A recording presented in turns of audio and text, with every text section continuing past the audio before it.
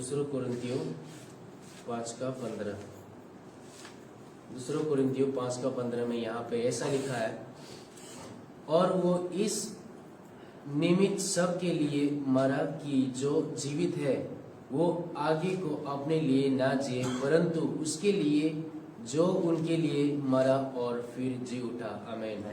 ये परमेश्वर का जीवित सामर्थ्य वचन है।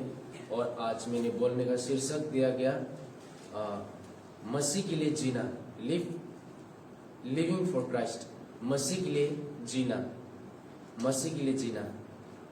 तो हम जब हम ये संसार में देखते हैं, लोगों के जीवन में देखते हैं, तो बहुत सारे लोग अपने स्वार्थीपन के लिए जीते हैं, अपनी स्वार्थीपन के लिए कमाना, अपने परिवार के लिए जीते, अपने लोगों के लिए जीते कि मैं धन इकट्ठा करूं, मैं पैसे इकट्ठा करूं, मेरे भविष्य के लिए, मैं अपने परिवार के लिए कुछ बनाऊं, अपने लिए कुछ बनाऊं, अपने लिए कुछ करूं।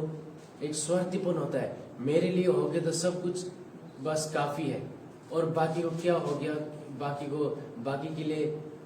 को क्या होगा, क्या करे, क्या होगा क्या नहीं होगा, फायदा हो या ना हो, हमें मतलब नहीं है ना। कितने बार हम ऐसे ही अपने सांसारिक इच्छाओं से, सांसारिक अभिलाषाओं से भरकर हम खुद के लिए, अपनों के लिए, फायदा के लिए जीते, एक स्वार्थीपन बन जाते हैं। जिसने हमें बनाया, जिसने हमें अपने बलिदान देकर अपने जीवन दिया, हम उनके लिए सोचते नहीं है। तो परमेश्वर बलिदान देकर मरने का कारण क्या है? ताकि वो आप और मेरे पाप के लिए मर गए, ताकि आप और मैं उन परमेश्वर के लिए जी सके। हमें मरना था, हमने मनुष्य जाति ने परमेश्वर के विरुद्ध में जो पाप किया, वो श्राप लेके, वो पाप लेके हम योग्य थे वो क्रूस पर चढ़ने के लिए, हम उस सजा भुगतने के लिए हम योग्य थे। लेकिन परमेश्वर ने अपना धार्मिकता हमें दिया और हमें हमारे पापों को लेकर वो मर गया, ताकि आप और मैं मसीह के लिए हम जी सके। तो आज आप और मैं यहाँ वचन में क्या कहता, और वो इस निमित्त सब के लिए मरा कि जो जीवित है वे आगे को अपने लिए ना जिए। देखो क्या बोल रहे, वो आप और मैं जो आगे जो हम जीवन जीते, खुद के लिए ना जिए, स्वार्थीपन के लिए ना जिए, परंतु वो परमेश्वर के लिए जिए जो उनके लिए मरा और फिर जी उठा। इसके लिए परमेश्वर के लिए जीना मतलब क्या है?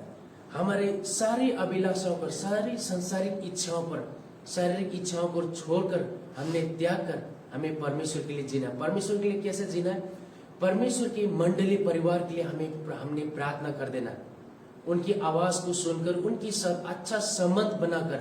क्या हम चर्च मंडली परिवार के लिए, क्या हम अन्य जातियों के लिए, लोगों के लिए दुआ प्रार्थना कर रहे हैं, सुसमाचार सुना रहे हैं, ताकि खोए हुए आत्मा को लेकर परमेश्वर के राज्य को बढ़ाने पाए। हम दिन प्रतिदिन परमेश्वर के लिए क्या कर रहे हैं? कभी हम चर्च में ऐसा होता है कि छोटा मोटा परमेश्वर की छोटा होने से भी जिम्मेवारी चर्च में मिल जाता है, लेकिन हम क्या कहते हैं, उस जिम्मेवारी को हम कर रहे हैं, एक भी जिम्मेवारी लेने के लिए कोई तैयार नहीं होते। वो अपने लिए, अपने स्वार्थीपन के लिए, अपने काम में व्यस्त है, अपने खुद के लिए कमाने के लिए, खुद के परिवार के लिए वो कमाने के लिए ही व्यस्त है। लेकिन परमेश्वर के लिए हम क्या करें? हमारे जीने का उद्देश्य, हम करने का उद्देश्य, हमारे जीवन में जीने का उद्देश्य भी एक वो परमेश्वर के लिए होना चाहिए। परमेश्वर की सेवा के लिए एक कुछ न कुछ उद्देश्य लेकर हम चलना चाहिए। हमारे जीने का कारण क्या है? हमारे आगे जाने का जीवन का लक्ष्य क्या है? हमारा उद्देश्य क्या है जीने का? इसलिए हम परमेश्वर के लिए जीने का कुछ करके उनकी महिमा, उनके राज्य को बढ़ाने के लिए एक उद्देश्य हमारे जीवन में होना चाहिए। जब हम पढ़ते हैं गलातियों 2:20 में, गलातियों 2:20 में,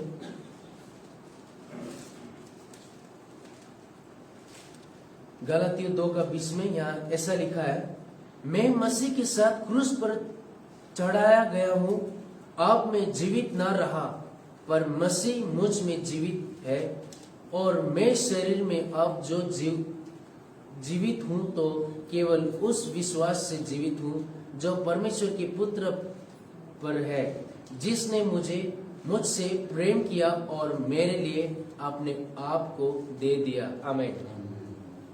देखो यहाँ पर क्या कह रहे कि मैं मसीह के साथ क्रूस पर चढ़ा गया हूँ। इसका मतलब क्या है?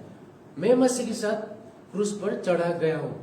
हमारे पुराने स्वभाव, हमारे पुराने चरित्र, चाल चलन, कमी, कमजोरियां, वो हमने मसीह को देना है। वो हमने अपने जीवन में वो कमी घटियों को, वो कमजोरी को त्यागना है, हमने वो छोड़ना है।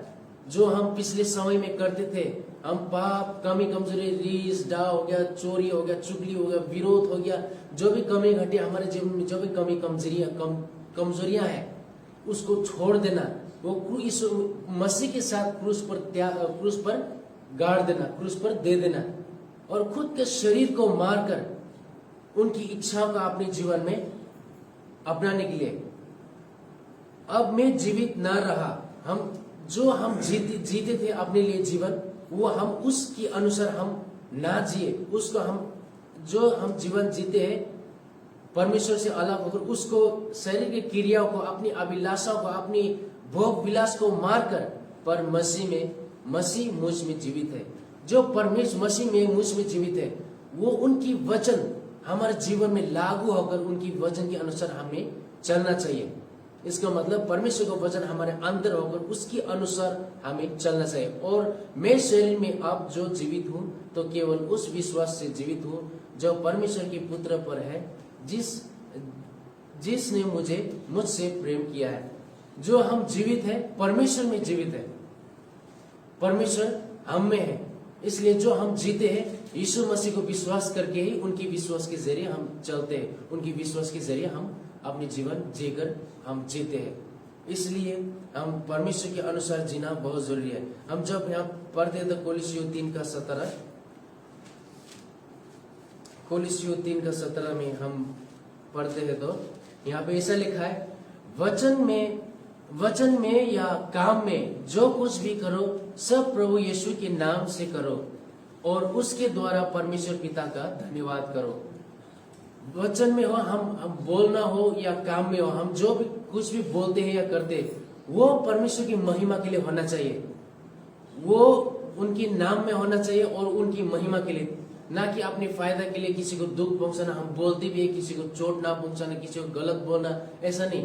जो कुछ बोलते हैं कि हमें सोचना चाहिए, क्या मैं ये बोल रही हूँ, क्या इससे परमेश्वर की महिमा हो रहा है, क्या इससे परमेश्वर की बढ़ोतरी हो रहा है, क्या मैं सही बोल रही हूँ, क्या मैं वचन के मुताबिक बोल रहा हूँ, क्या अपनी इच्छा अनुसार, अपनी मन मर्जी से ऐसे बोले जा रहा हूँ, ऐसे बकबके जा रहा हूँ, है ना। हमारे बोली में भी, हम जो सुसमाचार सुनाते समय भी, हम लोगों को सहायता मदद करते समय भी, सब उत्साह की बात हम वचन बोले, लोगों को उत्साह करने वाला प्रेम की बात बोले। और जो हम काम करते, काम में भी दूसरों को मदद करना, कोई भी काम हम करते, तो हमें ये देखना चाहिए कि क्या इस काम से परमेश्वर खुश है, कि इस काम जो मैं कर रहा हूँ वो वचन के मुताबिक है या नहीं।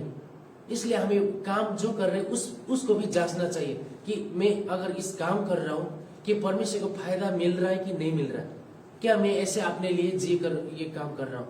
तो इसलिए वचन बोलता है कि चाहे बोलने में हो, वचन में हो या काम करने में हो, तो वो सब परमेश्वर की महिमा के लिए होना चाहिए, उनके नाम में होना चाहिए, और यीशु मसीह के जरिए परमेश्वर को धन्यवाद करते रहना चाहिए। उन्हीं के जरिए हम सब कुछ कर पा रहे हैं, सब कुछ चल पा रहा है, सब कुछ पूरा हो रहा है, ये काम वगैरह जो भी हो रहा है।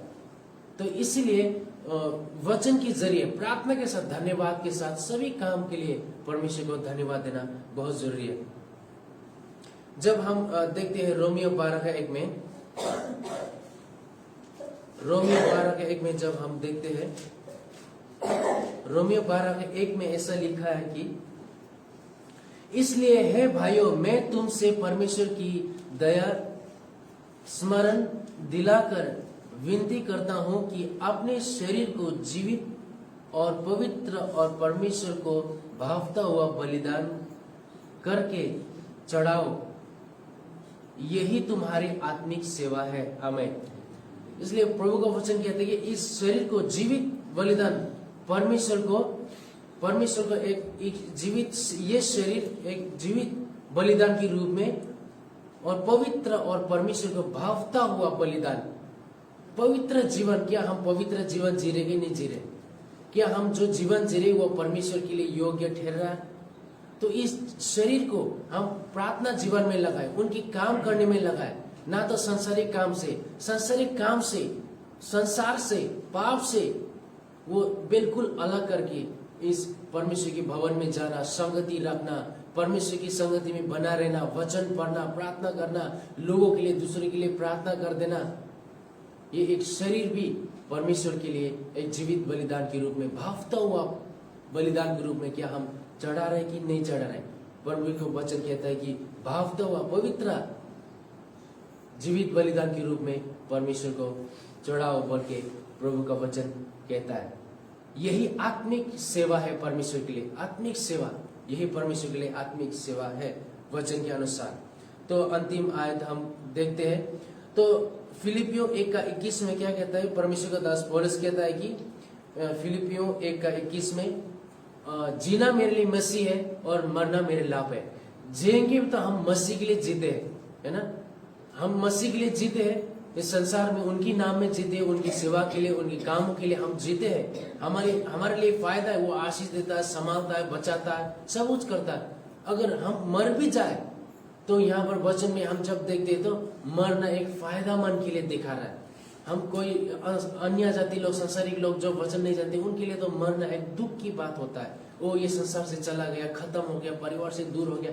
लेकिन मसीह के लिए, जो यीशु मसीह पर विश्वास करे, जो उनके लिए जीते हैं, तो मरना भी उनके लिए एक लाभ है, फायदा है। जब हम जीते भी है, परमेश्वर के लिए जीते, उनकी महिमा के लिए, उनकी परमेश्वर के नाम के लिए, उनकी सेवा के लिए, उनकी उद्देश्य के लिए जीते। लेकिन जब मरते भी है तो हम अनंत काल के लिए उनकी पूरी, परमेश्वर की, यीशु मसीह की पूरी पूर्ण रूप की हजूरी में हम चले जाते हैं। खुशी, शांति और आनंद की वहां पर चले जाते हैं, जहाँ दुख नहीं होता, कष्ट नहीं होता, पीड़ा नहीं होता, आंसू नहीं होता वहां पे। इसलिए बोलते हैं कि मरना, और परमेश्वर का दास कहते हैं कि मरना मेरे लाभ है, जीना मेरे लिए मसीह और मरना मेरे लाभ है। इसलिए मैं चुनौती देना चाहता हूँ कि आज को सुबह क्या आप और मैंने अपने जीवन में जांच कर देखा है कि नहीं। अगर मैं बहुत कुछ संसार में कर रहा हूँ और करके भी आई हूँ, तो मैं क्या मसीह के लिए जी रहा हूँ। अगर हम जीवन में कुछ भी काम कर रहे हैं तो उसको एक बार जांच कर, एक बार पीछे मोड़ कर देखिए अपने जीवन को। मैं परमेश्वर के लिए अभी तक क्या किया, और अभी परमेश्वर के लिए, उनकी सेवा के लिए मैं क्या कर रहा हूँ, क्या कर रही हूँ। हम परमेश्वर के लिए अभी देखें तो परमेश्वर के लिए क्या कर पा रहे, कुछ कर रहे कि नहीं कर रहे, और कर भी रहे तो हम मसीह के लिए जी रहे कि नहीं जी रहे, उनके लिए जी रहे कि नहीं जी रहे। क्या मैं अपने फायदेमंद के लिए, अपने स्वार्थीपन के लिए जी रहा हूँ। चलो शादी किया, परिवार बनाया, घर जमीन खरीदा और आपने पैसे कमाया, मौज मस्ती के लिए लोग जिया, काम खत्म, ऐसा नहीं है। परमेश्वर ने आप और मुझे एक उद्देश्य के लिए बनाया, उनकी महिमा के लिए, उनकी सेवा करने के लिए बनाया, उनकी सेवा में उन भाग्यदारी होने के लिए आप और मुझे बनाया। इसलिए हमें जानना चाहिए कि आत्मिक सेवा क्या है, आत्मिक रूप से परमेश्वर की महिमा हो रहा है कि नहीं हो रहा। तो आज आप और मैंने यही देखना है कि क्या आप और मैं परमेश्वर के लिए जी रहे या खुद के लिए जी रहे। अगर आप और मैं खुद के लिए जी रहे तो अगर मरेंगे तो हम स्वर्ग के राज्य के भागीदार नहीं बनेंगे। लेकिन हम मसीह के लिए जीते हैं, संसार में मसीह के लिए जीते हैं, तो मरेंगे भी तो परमेश्वर के पास जाएंगे। क्योंकि हम संसार में रहते समय मसीह के लिए जिए, खुद के लिए नहीं जिए, स्वार्थीपन के लिए नहीं जिए।